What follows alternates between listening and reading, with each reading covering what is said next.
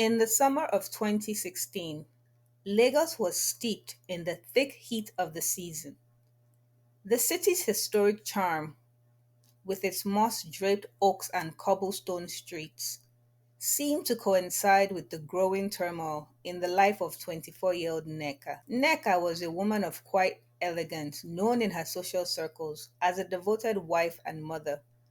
She lived in a stately home in the Ikoyi neighborhood, a place that seemed perfect on the surface, yet harbored a deep sense of loneliness for Neka. Neka's marriage to Tunde, a prominent lawyer in the city, had once been a passionate love affair, but over the years, their passion had faded into a routine that left Neka feeling isolated.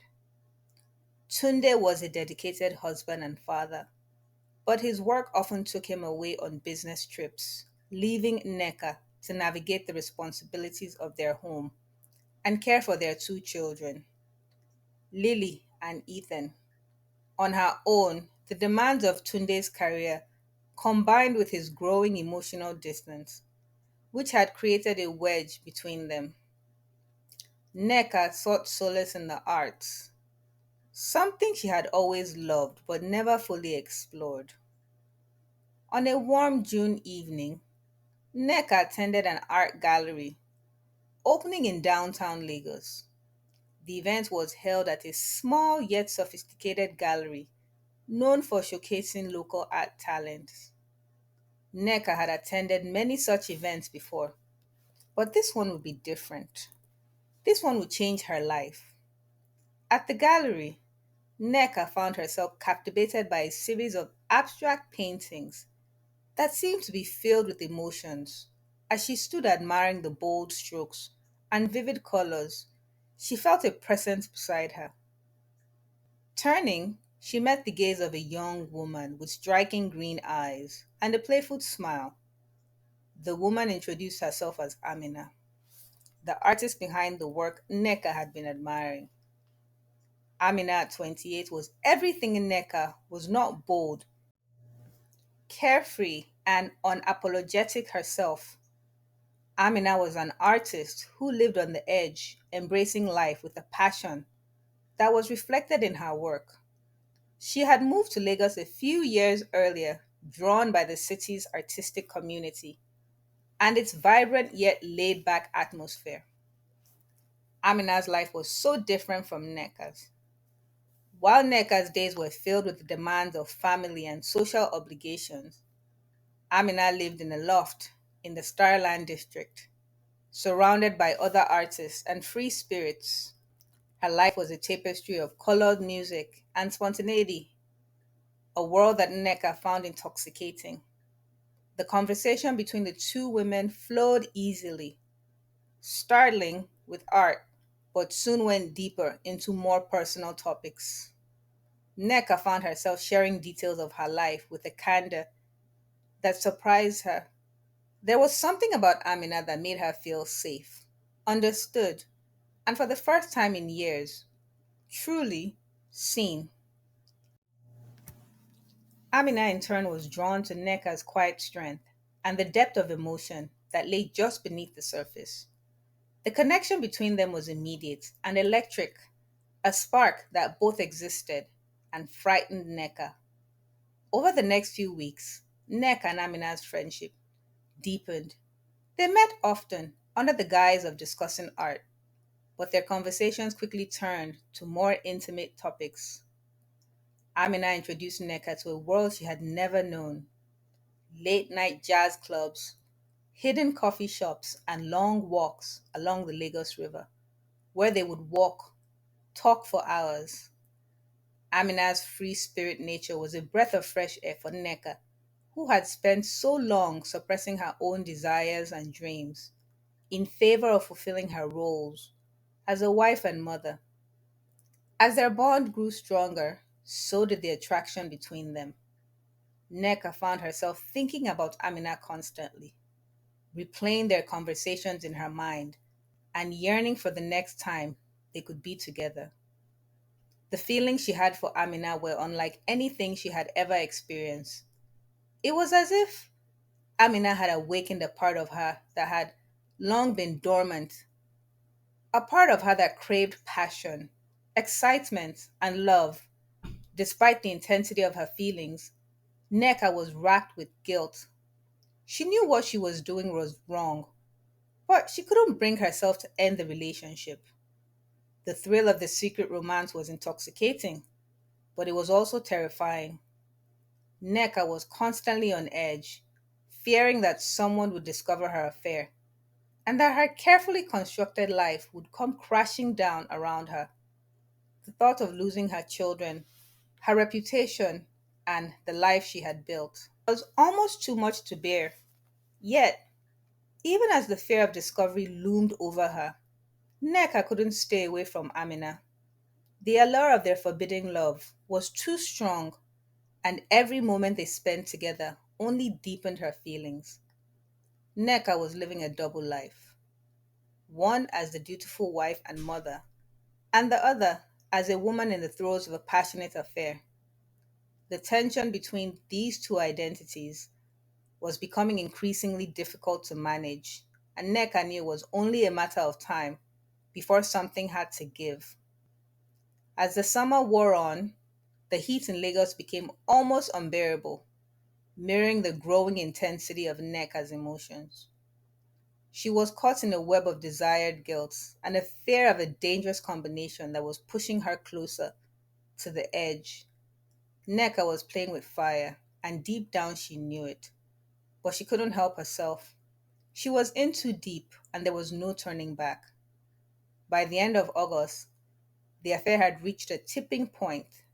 Neka was no longer able to keep her feelings for Amina a secret, and the strain was beginning to show to Tunde. Tunde, oblivious to the true nature of his wife's distress, tried to comfort her, but his efforts only served to highlight the growing distance between them. Neka was trapped in a life that no longer felt like her own, and the more she tried to hold on to both her marriage and her affair, the more she felt herself slipping away. By the fall of 2016, Neka's life had become a labyrinth of secrets and lies. What had started as a thrilling forbidden romance with Amina was quickly spiraling out of control. The affair, once a source of excitement and passion, was now a tangled web that threatened to ensnare her each day. Neka found herself sinking deeper into a world of deception, struggling to maintain the facade of her seemingly perfect life. Neka had always been a meticulous person, but maintaining her affair with Amina required a level of cunning and calculation she had never before needed.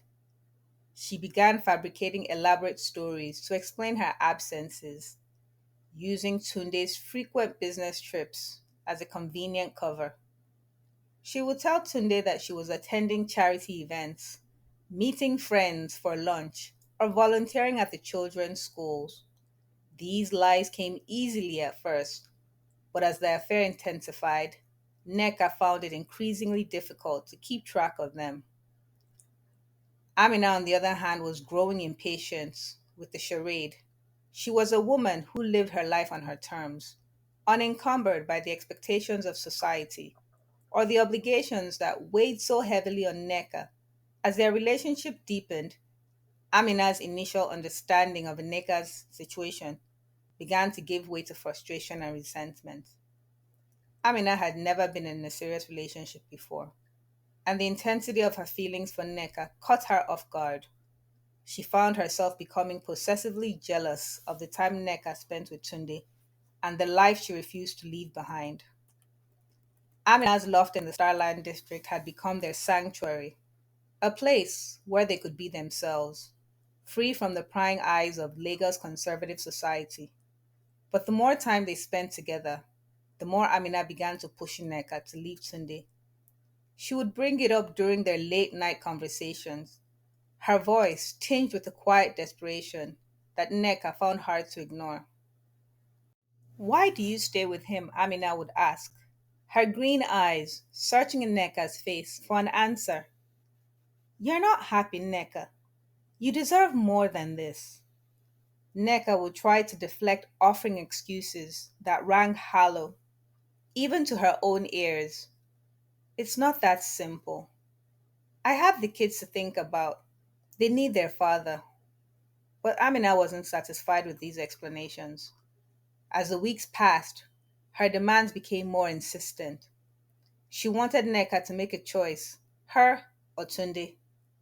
The ultimatum hung between them like a dark cloud, casting a shadow over their once carefree relationship. Meanwhile, Tunde was beginning to notice the changes in his wife. At first, he attributed Neka's distant and distracted behavior to the pressures of managing the household while he was away. But as time went on, his unease grew. Nneka had always been attentive and involved, but now she seemed withdrawn, her thoughts elsewhere. Even when she was with him, Tunde was a sharp, analytical man, traits that had served him well in his legal career.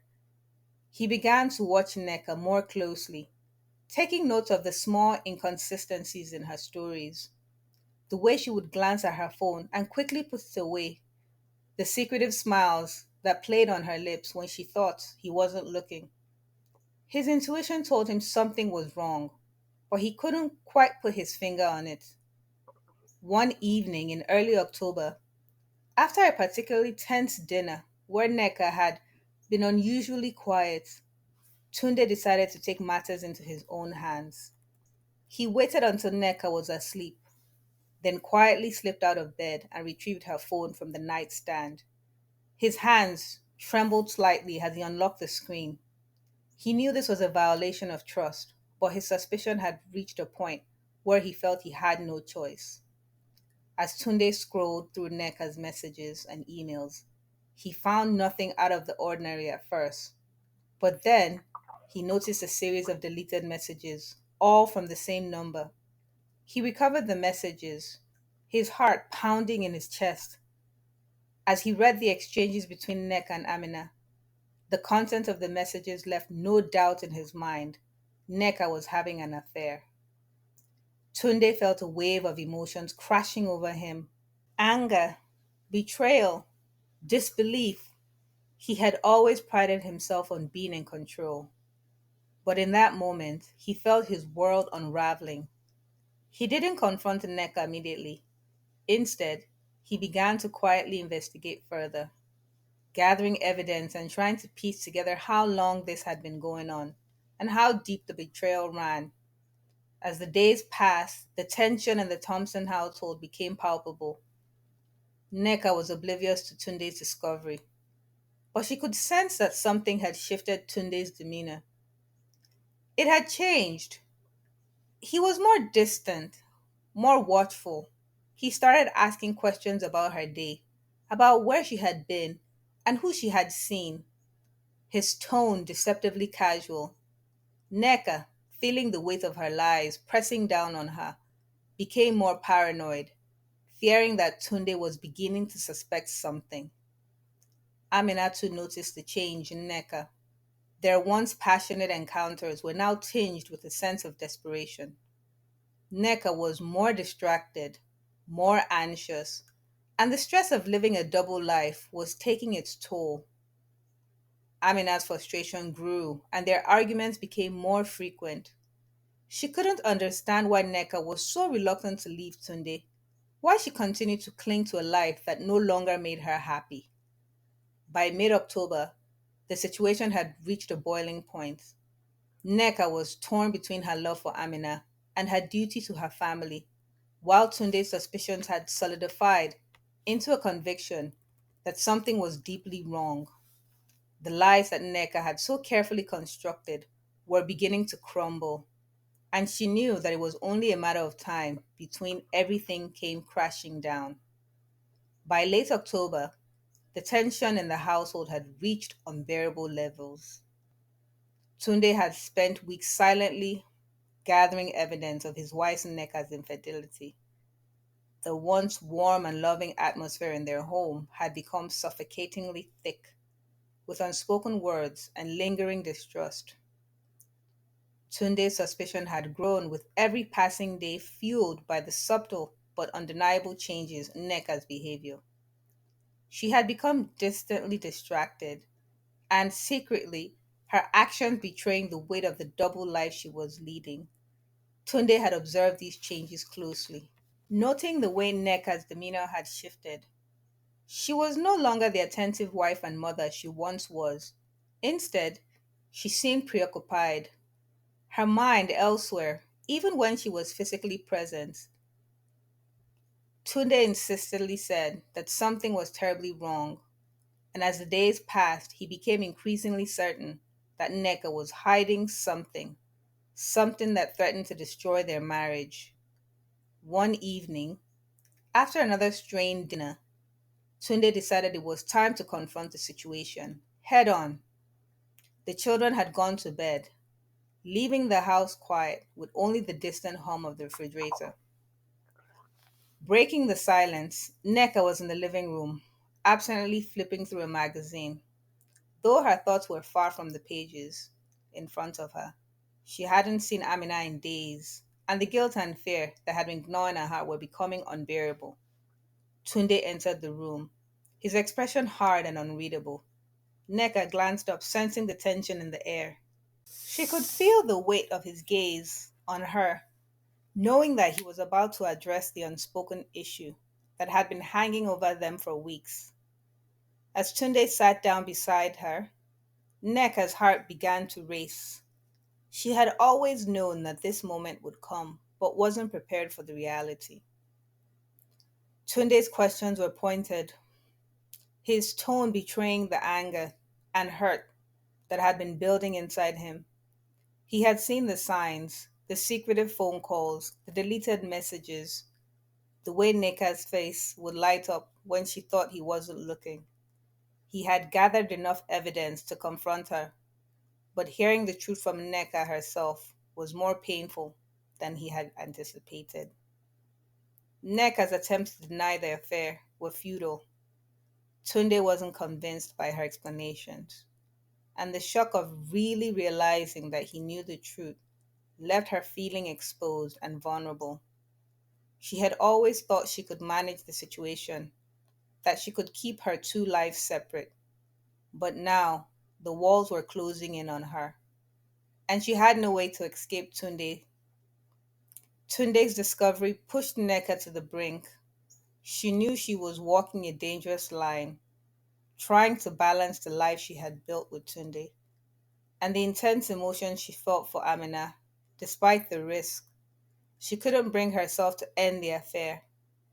Amina had become a crucial part of her life, filling a void that had existed for far too long. Neka knew it was wrong, but the thought of losing Amina was more than she could bear.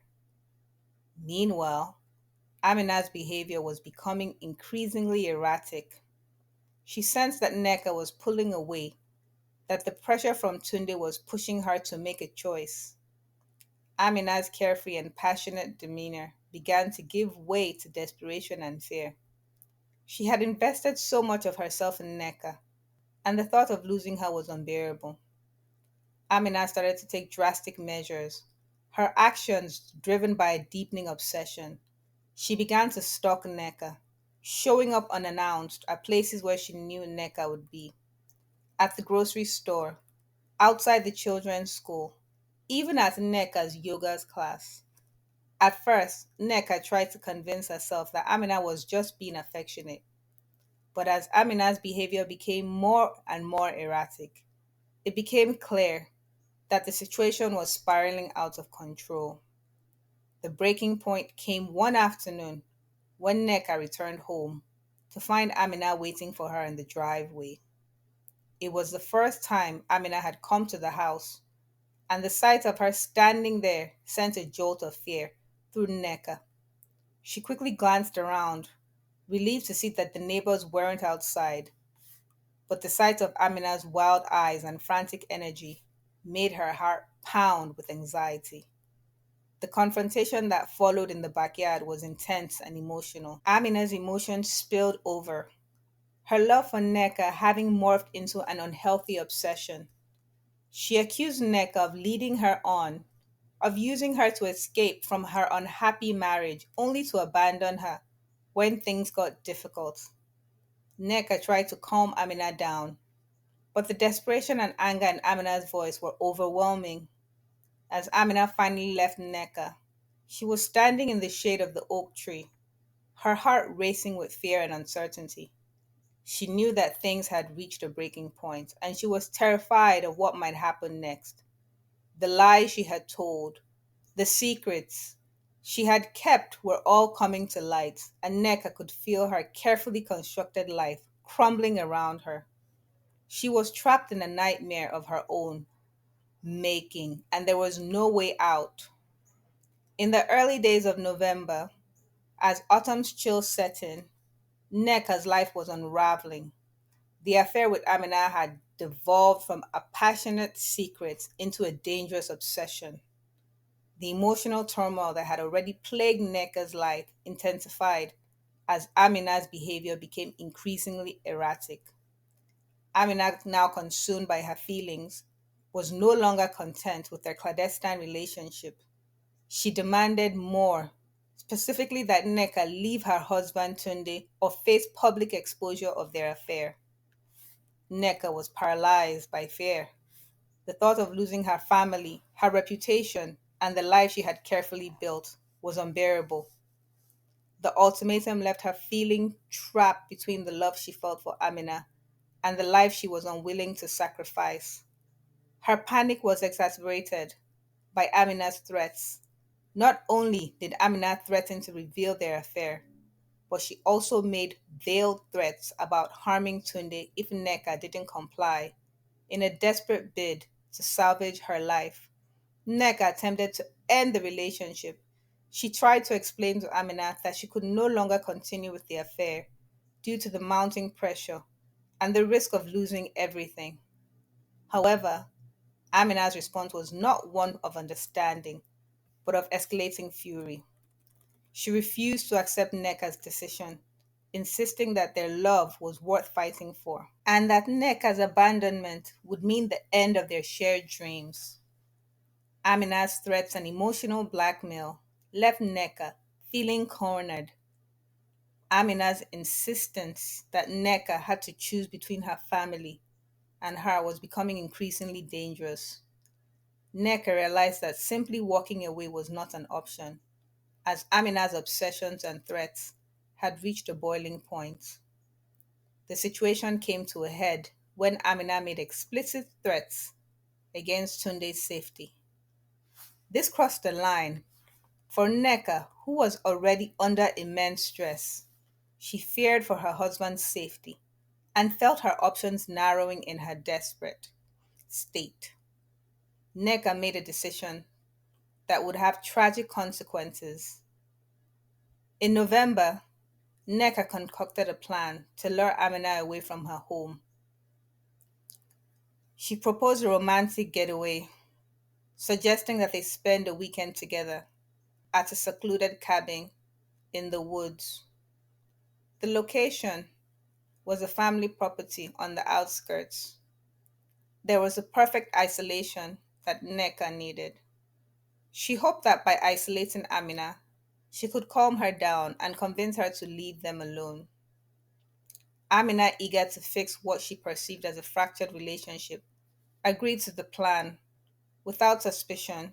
She saw this as an opportunity to amend their relationship and persuade Neka to make the decision. She wanted Neka prepared in the cabin. She meticulously ensured it would appear inviting and romantic. She was anxious, her mind racing. They scheduled the night visit.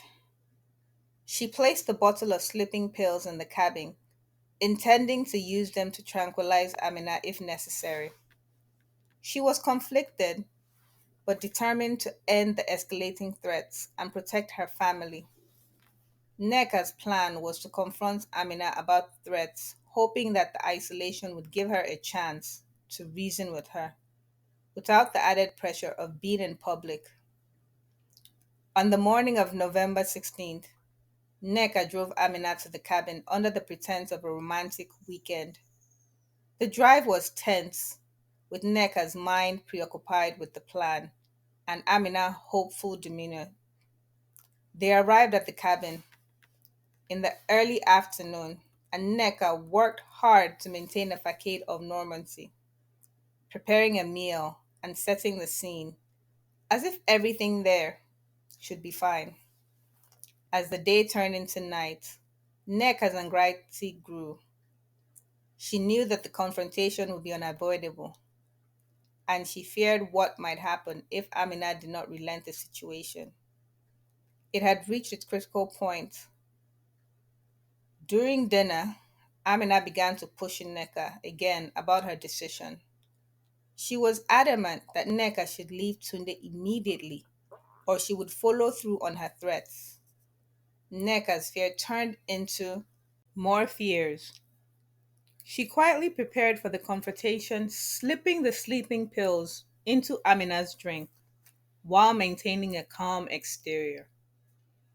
When Amina became drowsy and eventually fell asleep, Neka's relief was tempered by the gravity of her actions. The following morning, with Amina still unconscious, Neka knew she had to act quickly. She had planned to have a difficult conversation about ending the relationship, but the escalation forced her into a more drastic course of action. Neka realized that her action had now placed her in a perilous situation, and she needed to consider her next steps. Carefully, as Amina remained asleep, Neka grappled with the enormity of her choices. The isolation of the cabin, once a refuge, now felt like a prison. The lies and the desperate decisions had led her to a point of no return, and the consequences of her actions were beginning to weigh heavily on her conscience. In the secluded cabins, the events of November 16th reached their tragic climax. The cabin, once a sanctuary for Neka and Amina, had become the site of a harrowing confrontation that would forever alter their lives. Neka, overwhelmed by a surge of panic and fear, found herself in a moment of unspeakable desperation. As the argument with Amina had escalated, Neka's resolve crumbled under the weight of Amina's demands and threats in a sudden impulsive act. Neka grabbed a pillow from the nearby couch and, with a mix of terror and resolve, smothered Amina. The struggle was intense but brief, and within moments, Amina's resistance faded, her breathing slowly to a stop. The cabin was enveloped in an oppressive silence as Neka stared horrified and disbelief at the lifeless of the woman she had once loved. The weight of the situation was almost unbearable. Neka's heart raced and tears streamed down her face as she realized the enormity of her actions. The tension in the room was palpable, and the gravity of her decision crashed down on her with full force. At that moment, the ringing of Neka's phone broke the eerie silence. The caller ID displayed Tunde. Neka's hands trembled as she answered, her voice thick with emotion on the other end of the line. Tunde's voice carried an unexpected mix of desperation and determination. He expressed an astonishing willingness to reconcile, even proposing a radical solution to their fractured relationship. Tunde suggested that he was prepared to accept Amina into their family, envisioning a scenario where all three, Tunde and Amina and Neka, could live together with the aim of preserving their family unit. His proposal was driven by a deep desire to maintain the family structure and avoid the fallout of their broken marriage. Neka was struck dumb by Tunde's offer. Her initial reaction was one of disbelief, but the severity of her actions left her feeling trapped and hopeless. As Tunde continued to speak, Neka's guilt and remorse overwhelmed her with tears streaming down her face. She struggled to hold back her sobs.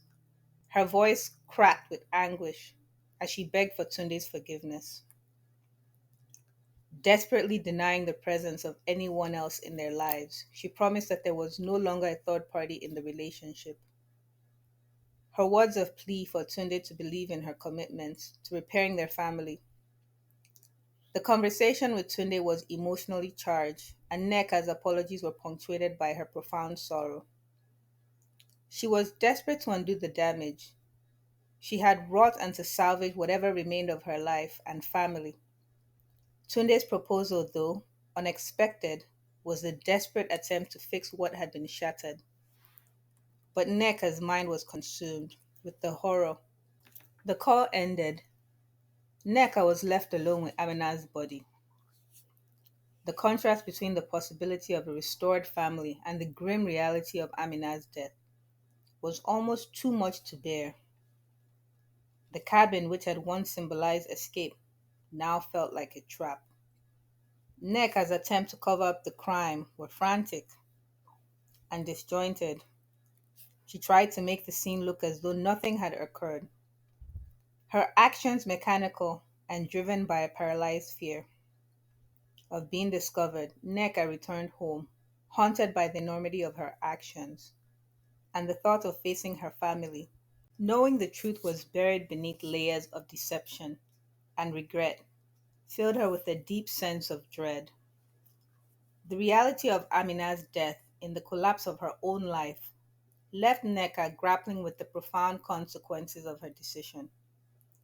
She was ensnared in a nightmare of her own, making the weight of her guilt and the fear of what would come next pressingly heavily upon her in the aftermath of the fatal confrontation at the cabin.